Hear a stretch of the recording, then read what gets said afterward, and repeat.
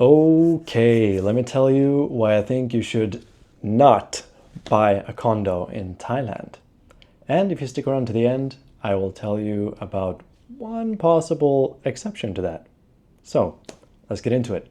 Right, so foreign ownership in Thailand is hard or even disadvantaged. And in terms of real estate in general, you can pretty much only buy and own a condo. Otherwise, it has to be majority Thai owned by Thai nationals, Thai citizens. So if you have a partner that you trust, then you could always put it in his or her name, of course, but you will never own it yourself by majority. But you can own a condo. So that's what we're going to talk about today. And then, even if you buy and own a condo, in the condo building itself, they still protect the Thai nationals. So the amount of units in the building needs to be at least 51%, well, i.e. majority owned by Thai nationals. So most of the units sold in that building will be owned by Thai nationals, and then 49% or less, i.e. the minority, will be owned or could be owned by foreigners. Now in the majority, the Thai part of the condos in that building or project will be sold cheaper than to foreigners. There is that little, foreigner tax of about 20% or so on the price for foreigners. So you will be buying it more expensive than the Thai national will. And when you buy a condo in Thailand, you will also not be able to sit in a board and decide where things should go in terms of maintenance or developments or things like that. I know in my country of Sweden, it is very common where we have a board where you can participate if you want to contribute or influence anything about the development of the condo project. But here in Thailand, you cannot. So that's ownership. Let's talk about pricing. So I mentioned Thai people will be able to buy condos for about 20% less than foreigners would. And since you're paying 20% more for your unit, then that will also affect the way you rent it out. So a Thai person that paid 20% less than you will be able to rent out their unit or could afford to rent out their unit at a lower rent. And if you have to rent it out at a higher rent, then you're at a disadvantage in the market. So if people are going to rent units in that project or that building where you have owned your condo, then of course they will rent the one with the lower price for the same quality or same style of room, thus simply making it harder for you as a foreigner to find tenants. As for the next topic, I think there's a preference for new in Thailand. So Thai people prefer new, and maybe that's part of the reason why there's a huge building boom in Thailand right now. Well, the nation as a whole is just developing incredibly quickly, and buildings are popping up. It could also be a similar culture to the Chinese, where they don't put as much emphasis on investing in the stock market and more into the real estate market. So the way I would prefer to invest a lot of the time is I would invest in broad index funds in the stock market as a majority of the investments, whereas a lot in the Eastern culture, they will put the majority of their money into real estate and hope that it appreciates over time. And I'll talk more about that, why that might be an issue because of all the new buildings right now. But also, in Thai culture in general, there is a strong preference for new. So, especially in terms of real estate or the home where you live. There are even some superstitions in the culture about maybe if someone died in that home, it could be haunted or ghosts or something similar, or just a general bad feeling. I know even in Sweden or in the West, that could turn some people away if they know there has been a terrible death or something in that home, or you don't know what happened before. Yeah, so that's just something to keep in mind, and the Thais always prefer new over old.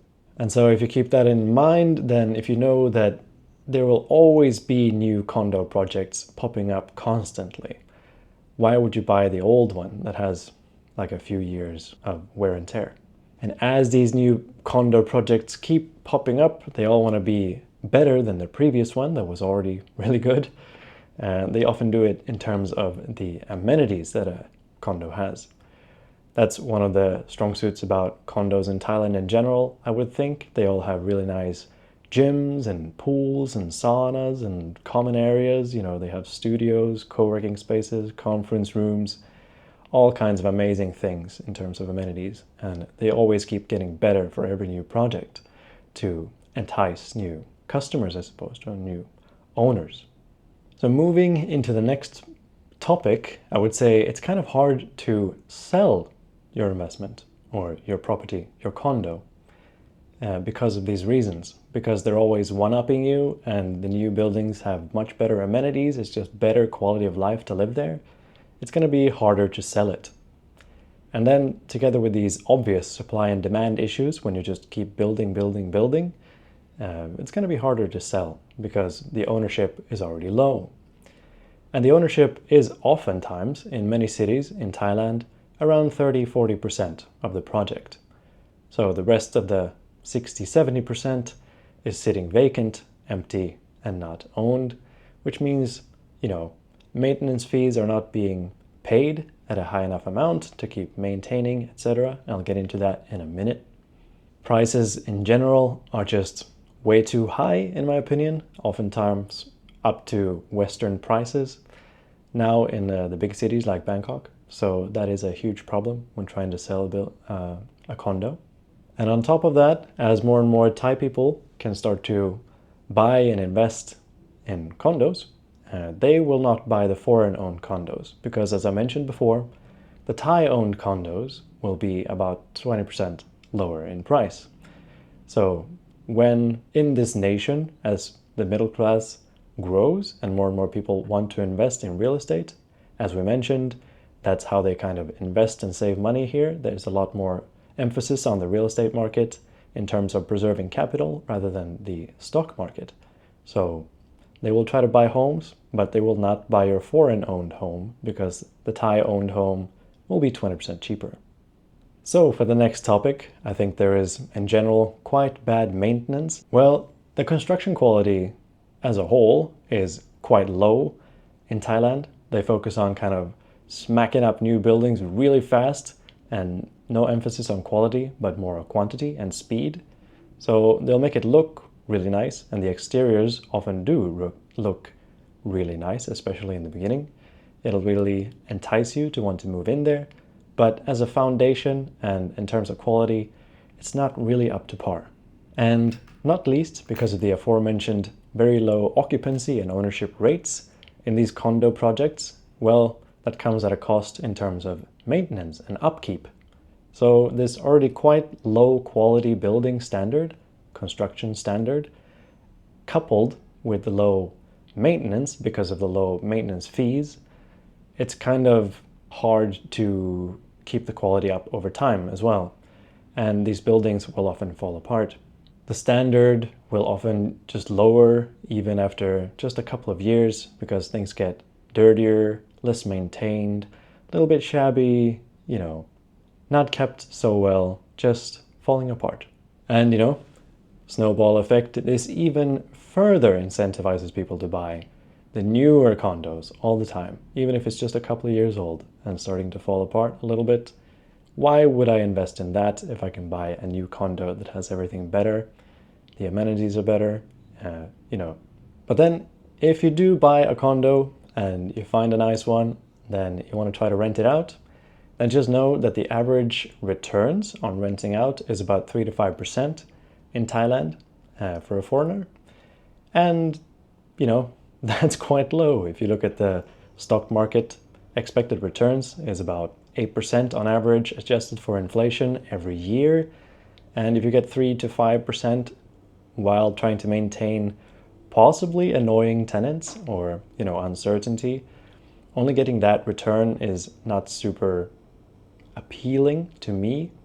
But then if you manage to rent it out relatively hassle-free and you get your returns, then seasonality is still huge in Thailand. So high season, you will not have much trouble getting tenants for your condo.